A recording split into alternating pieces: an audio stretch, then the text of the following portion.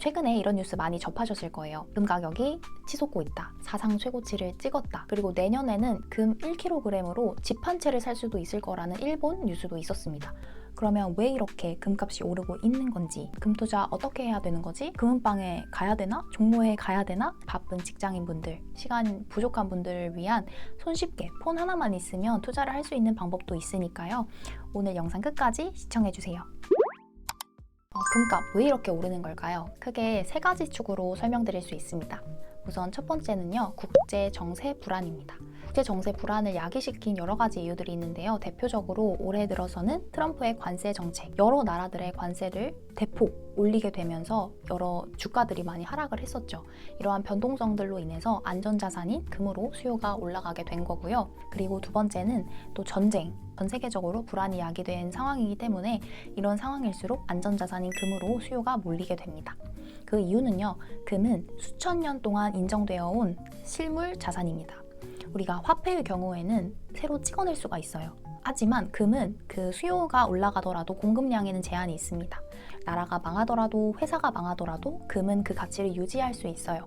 따라서 이러한 불안정한 시기에 좀 더 굳건하고 단단한 자산인 금으로 수요가 몰리게 되는 겁니다. 두 번째는요, 각국 중앙은행의 금 비축 상황입니다. 대표적으로는 중국이 있어요. 중국은 과장해서 얘기하면 금을 쓸어 담고 있다라고 봐도 무방합니다. 그 이유는요, 중국은 미국과 끊임없이 패권 전쟁을 하고 있는 상황입니다. 세계적으로 정세, 우위를 차지하기 위해서 안전자산인 금을 가져가고 있는 거고요. 또 유럽에서도 마찬가지입니다. 유럽은 경제적으로 지금 위기 상황입니다. 특히나 프랑스는 IMF 구제금융을 이야기할 정도로 심각한 상황이라고 해요. 이런 상황에서 미국은 또 금리 인하를 할 것이다, 이런 얘기를 하고 있죠.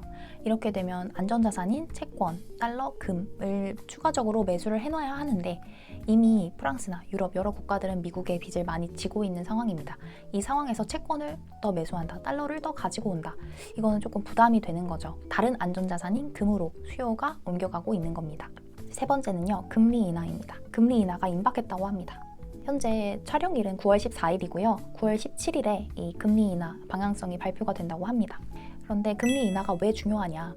금리가 인하하게 되면 금 가격이 상승하게 되고요. 금리가 올라가면 금 가격은 하락하게 됩니다. 금리와 금 가격은 반대로 가는 성향을 보이는 자산이기 때문에 금리 인하가 예견되는 시점에서 금 가격이 치솟고 있는 거예요. 그러면 여기까지 들은 분들은 그래 알겠어. 금 가격 많이 오른 거 알겠고 앞으로도 이 추세라면 오를 것 같아. 근데 이미 고점 아니야? 전문가 분들은 금리 인하가 예견된 것이지 아직 금리 인하를 한 것이 아니기 때문에 금리 인상이 예견되기 전까지는 오를 것이다 라고 보고 있습니다. 물론 이제 투자라는 건 개인의 선택입니다. 이건 꼭 강조해서 말씀드리고 싶어요. 여기에 제 의견을 좀 더 덧붙이자면 금 투자를 어떤 방향으로 바라보느냐가 되게 중요할 것 같아요. 만약에 내가 금 투자로 단기 투자, 단타를 치겠어 라고 하면 지금 들어가는 거 위험할 수 있겠죠. 왜냐면 앞으로 금리 인하를 할 것이고 그럴 가능성이 크다고 하더라도 앞일은 누구나 예측할 수 없는 거기 때문이에요. 금 투자를 장기적인 관점으로 보면 그 투자 시점은 중요하지가 않습니다. 금을 사서 망했다라는 이야기를 들어본 적이 잘 없으실 거예요. 그만큼 금은 굉장한 안전자산이고 오랫동안 인정되어 온 좋은 자산이기 때문입니다. 그리고 역사적으로 봤을 때도 그 과거의 그래프를 봐서도 등락은 있지만 꾸준하게 우상향 해왔습니다. 이런 자산은 매수 매도 타이밍을 찍어서 투자하기보다는 조금씩 적립식 분할 매수를 해서 그 수량을 늘려가시는 게 저는 좋다고 보거든요. 그리고 실제로 많은 투자 전문가분들이 안전자산인 금을 한 내 포트폴리오의 5에서 10% 정도는 가져가라 라고 이야기를 합니다. 그래서 저는 연금 계좌에 금현물 ETF를 추가를 해서 꾸준히 매수를 하고 있어요. 지금 투자해야 될까? 라는 고민이 드신다면 투자 방향을 내가 어느 쪽으로 설정하느냐에 따라 달라질 수 있다 라고 말씀드리고 싶고, 금투자 방법에 대해서도 궁금해하실 것 같아요. 우선 금투자 방법은 크게 직접 투자랑 간접 투자로 나뉩니다. 보시는 것처럼 직접 투자는 직접 금을 구입하거나 투자하는 방법입니다. 대표적으로 골드바, 우리 금은방 가서 골드바를 사거나 은행에서도 골드바를 사실 수 있거든요. 이런 골드바를 사는 것, 아니면 금통장으로 거래를 하는 것이 되겠고요. 또 간접 투자 방법은 이제 금 관련한 상품이나 지수에 투자하는 방법입니다. 금 ETF, 금 펀드, KRX 금연물 시장 이런 것들이 있어요. 우선 실물 금 투자 방법에 대해서 먼저 말씀을 드리면요. 실물 골드바를 소유하는 거는 금 투자의 대가분들, 또 큰손이신 분들이 주로 하는 방법입니다. 실물 그 자체를 소유한다는 거는 금에서만 가능한 영역이기 때문에 실제로 이제 금을 살 때 뭐 수수료가 10% 정도 붙는다고는 하지만 그 이후로 드는 세금은 없기 때문에 거액의 자산가이신 분들은 이런 방법으로도 금을 투자하신다고 합니다. 이제 어때요? 우리 바쁜 직장인분들. 그 골드바를 소유하려고 한다면 일단 금은방에 가서 여러 금은방에 들러서 가격을 비교해 보셔야 합니다. 금 만약에 1kg가 있다고 생각해 보세요. 금 1kg를 책상 위에 둘 수 있나요? 뭐 침대맡에 둘 수 있나요? 금고를 마련을 해야 하고 그 안에다가 넣어놔야 됩니다. 그래서 우리 사회초년생분들, 초보자분들, 바쁜 직장인분들은 이 방법보다는 다음 말씀드릴 3가지 방법에 조금 더 집중해 주셨으면 좋겠습니다. 우선 금통장입니다. 이건 직접 투자 방법 중 하나인데요. 은행 앱에서 통장을 개설하시고 또 원화로 금을 적립할 수 있는 방법입니다. 이 은행은 이제 KB국민, 신한, 우리은행에서 하실 수가 있고요. 이제 금통장의 최대 장점은 최소 투자 금액이 0.01g 단위. 현재 가격 기준으로는 1,000원대, 한 1,600원대부터 투자를 하실 수가 있습니다.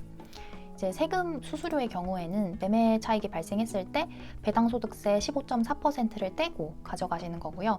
수수료도 은행 3가지 은행 다 한 1%대의 수수료를 받더라고요. 황금성의 경우에는 좋습니다. 은행에서 121 소요했을 때 현금화가 가능하고요. 이제 실물 인출, 금으로 내가 실제로 받을 수가 있냐 이런 것도 굉장히 중요한데 이는 신한은행만 가능합니다. 그리고 실무로 인출을 할 때에는 이 부가가치세가 10%가 발생합니다. 그리고 두 번째는 이제 금 ETF입니다. 제가 투자하고 있는 방법은 이 금 ETF인데요.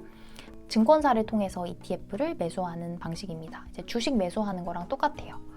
대표적인 상품으로 이제 에이스, KRX 금연물 ETF, 코덱스 골드선물 환해지 상품, 이게 국내 상장 ETF로는 있고요. 해외 ETF로는 GLD나 IAU가 대표적입니다. 최소 투자 금액은 이건 한 주 단위로 거래를 하시고 에이스 KRX 금연물 ETF의 경우에는 한 주에 지금 23,000원 정도 합니다. 그래서 저는 이 역시도 소액 투자가 가능하다는 장점이고요. 세금의 경우에는 이제 국내금 ETF는 매매 차익이 발생했을 때 15.4%의 배당소득세가 발생하고요. 해외금 ETF는 22%의 양도소득세가 발생합니다.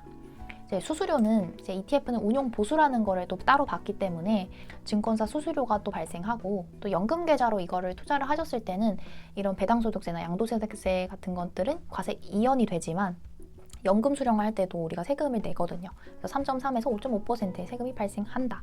이 점 기억해 주시고요. 이 금 ETF가 아쉬운 거는 실물 인출이 어렵습니다. 세 번째는요, KRX 금연물 계좌, 금연물 시장 상품입니다. 증권사를 통해서 이제 금연물 계좌를 개설을 하고 매도 하시는 거거든요. 미래, 나무, 한투, 삼성, 신한, 키운, KB 대신 이렇게 대표적인 증권사에서 다 개설을 해보실 수 있습니다. 그래서 내가 주로 이용하는 증권사, 주거래 증권사가 있으실 거잖아요. 그럼 그 증권사 앱에 들어가셔서 그 메뉴 탭에 금현물이라고 검색하시면 금현물 계좌를 개설을 하실 수가 있습니다. 최소 투자 금액은 1g 단위부터 매수가 가능하고요. 현재 기준으로는 1g이 한 16만 5천 원 정도 합니다. 그래서 16만 5천 원부터 거래를 할 수 있다라고 보시면 되겠고요. 세금은 비과세입니다. 사실 이게 별표 100개, 세금 비과세. 다른 통장들은 어때요? 뭐 배당소득세 15.4%, 양도소득세 22%가 발생하게 되는데 KRX 금연물 계좌는 비과세입니다. 이게 굉장히 좋아서 많은 전문가분들이 금투자 처음 시작하시는 분들께는 이 금연물 계좌를 많이 추천을 하시더라고요. 수수료는 0.3% 내외 정도 발생을 한다고 하고요. 황금성은 뭐 금 ETF와 마찬가지로 바로 주식시장에서 사고 팔 수 있기 때문에 황금성도 좋은 편입니다. 또 실물 인출이 가능하다는 게 또 굉장히 큰 장점인데요. 그런데 인출을 할 때 이렇게 실물 금으로 내가 가져갈 때 부가가치세 10%가 발생한다는 점은 꼭 기억해 주시고요. 이런 3가지 방법 중에서 어떤 것을 가장 추천하시나요? 이런 질문을 주신다면요. 이 3가지 순서로 추천드릴 수 있습니다. 최우선으로 두셨으면 하는 거는 KRX 금연물 계좌입니다. 우선 KRX 금연물 계좌는 1g 단위부터 소액으로 거래가 가능하고 무엇보다 비과세 혜택이 있습니다. 이게 정말 큰 혜택이라고 생각을 해요. 세금 혜택도 주는데 우리가 실물 금으로 만약에 바꾸고 싶다라고 하면 금 교환도 가능하잖아요. 조금 더 소액으로 투자하고 싶으신 분들은 금 ETF를 이용해 보시는 것도 방법이 되겠습니다. 대신 이제 금 ETF를 내가 매수를 하겠다, 소액으로 투자를 하고 싶다라고 하시면 ISA 계좌에서 매수를 하시는 거를 추천을 드려요. 우선 ISA 한도가 2천만 원까지잖아요. 이거를 다 채우신 다음에 이제 해외 ETF로 넘어가시거나 일반 계좌로 넘어가시는 게 좋겠습니다. 뭐 대표적인 금 ETF 상품으로는 에이스, KRX 금연물 ETF, 금 ETF 중에서 순자산이 가장 큰 그리고 많은 투자자들이 선택하고 있는 상품이고요. 나는 환율 리스크를 없이 투자를 하고 싶어 라고 하시면 코덱스 골드 선물 환해지 상품도 존재합니다. 그리고 세 번째는요, 금통장. 만약에 나는 금 ETF는 실물로 바꾸기가 어렵다는데, 불가하다는데 그닥 매력적이지 않은 걸 하시면 이 금통장도 방법이 되겠습니다. 통장을 제가 후순위로 둔 거는 매매 차익이 발생했을 때 배당 소득세 15.4%를 고스란히 내셔야 합니다. 이 점이 조금 메리트가 없다고 느껴져서 이 부분을 후순위로 놨어요. 하지만 장점이라고 한다면 0.01g 단위로 정말 초소액 투자가 가능하다는 것. 네, 그래서 오늘은 이 금투자에 대해서 굉장히 디테일하게 이야기를 나눠봤는데요. 그럼 오늘 영상도 도움되셨다면 구독, 좋아요, 알림 설정 눌러주시고요. 오늘도 끝까지 봐주셔서 너무너무 감사합니다. 그럼 우리 모두 부자 됩시다. 안녕.